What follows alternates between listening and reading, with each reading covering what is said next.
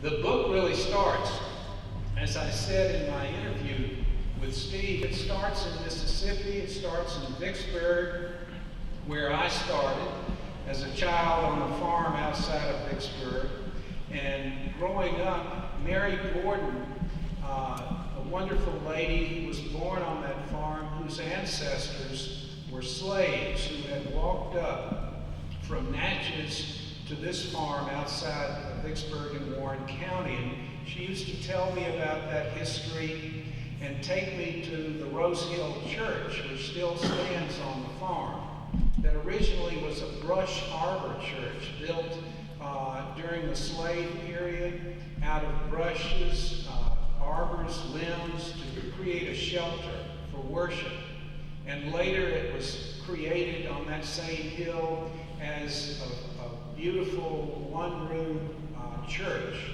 And Alice Walker, the great author who wrote The Color Purple, visited the church and was moved to tears and wrote one of her best poems called View from Rose Hill. So as a very young child, I would go and I would hear these hymns and I would slowly learn them. And as I grew older, I realized there were no hymnals in the church. So when those families were gone, it would all be past. And so I began to put that together in my head and start to photograph and record the services. And I did that through college and then found my way to graduate school at the University of Pennsylvania studying folklore. And I brought all my tapes and pictures in a box to my professor, Kenneth Goldstein, and I said, "Is this the kind of thing a folklorist does?" And he looked at it and he said, "That's your dissertation." He said, "Keep going back and do more of that," which I did. And I began to travel further afield and record not only religious music, but blues. So that's what this book is about. And it starts on the farm in Vicksburg. And it starts with my parents who raised us to look at all people as equals and taught us. My father used to say, you can learn something from everybody you meet, no matter who they are. They've got a lesson to teach you. So these were my teachers. And I really didn't know what I was doing, but I was traveling and recording and photographing. And so I'm going to begin on the farm with Mary Gordon, who was the most religious person I ever knew. She sang hymns 7 days a week to herself. She had religious visions of things, some of which anticipated events in her own life. And I know that we're going to hear a little. Sherry, you're going to read some of her too, so with apologies, we may read the same thing, but I want to hear yours more than mine. But I thought it would be interesting for you just to hear one of her visions.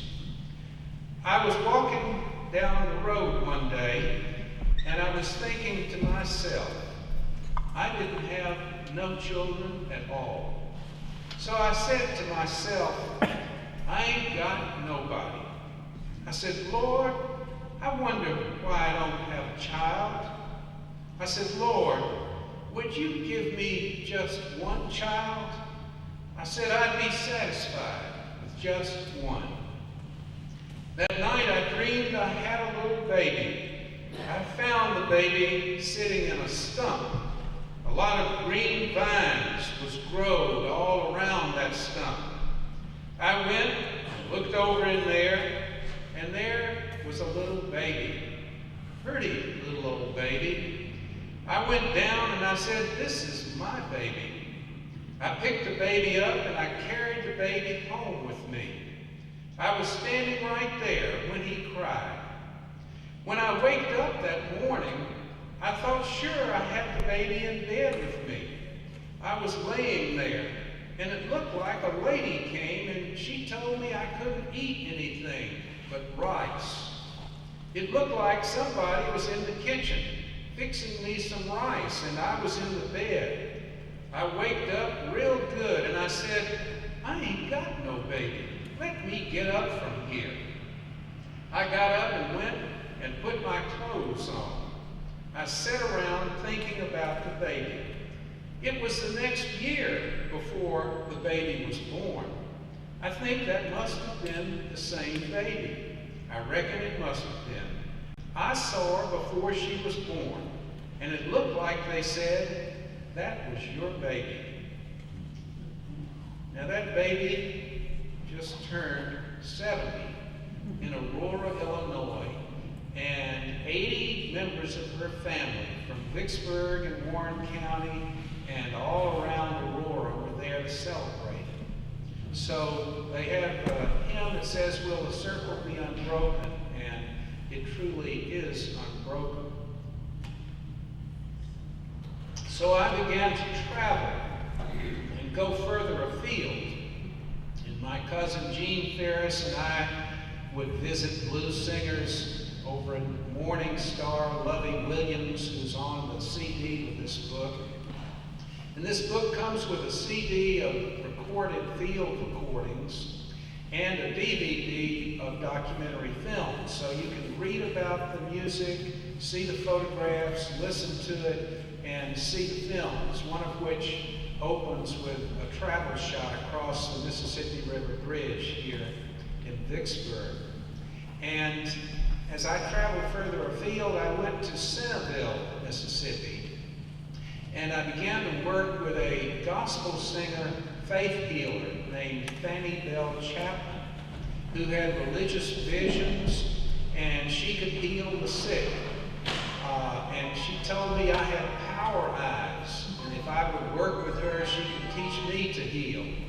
I did not take her up on that, but I did record her, and she had religious visions. As a very young child, she had a relationship with a snake, which changed her life forever. And when I hear about snakes in the study of black folklore, I listen carefully, because snakes are very important. The African religion, voodoo, has the chief god Damballa, which is a snake.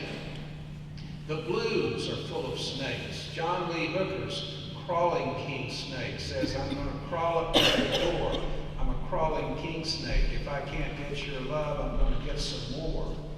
And the stories are full of snakes. When I first taught at Jackson State in 1970, the chairman of my English department, Richard Jefferson, said, "Now, Ferris, after you've been here a while, you probably have to get out of Mississippi for at least a little bit to clear your head." He said that happened to me after I'd been here a couple of months. I said, "I just got to get out of Jackson. I got to get out of Mississippi." And I got in my car and I drove to Memphis. And just before I crossed the state line, I heard this racket in the trunk of my car. And I pulled over and got my tire tool and got out and I opened the trunk. And this big black snake rose up, and I drew back to hit him, and he threw up his arms and says, "Don't hit me, Jeff. I'm trying to get out of Mississippi too."